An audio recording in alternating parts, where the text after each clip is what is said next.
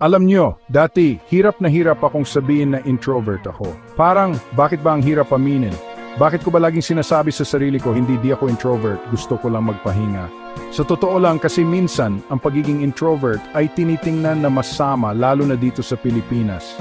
Lumaki tayo na naririnig na ang ideal na tao ay laging palabas, madaldal, at maraming kaibigan. Parang kapag mahiyain ka o mas gusto mong manatili sa bahay, may kulang sa'yo. Dati, iniisip ko, sayang, sana mas sociable ako. O kaya bakit ganun na-stress ako sa malalaking gatherings? Pakiramdam ko, may mali sa akin. Pero ito ang totoo, ang pagiging introvert ay hindi ibig sabihin na boring ka o may kakulangan ka.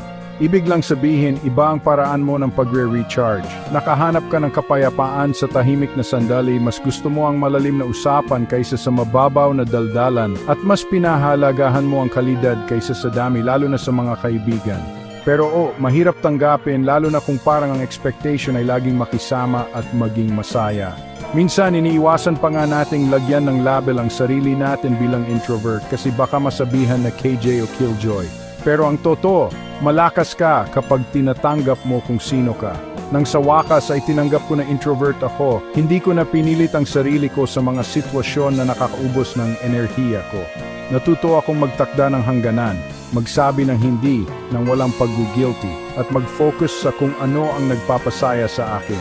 Kaya kung nahihirapan kang tanggapin ang pagiging introvert mo, paalahanan mo ang sarili mo, wala kang dapat ikahiya. Ang pagiging introvert ay hindi kapintasan, ito ay isang kalakasan.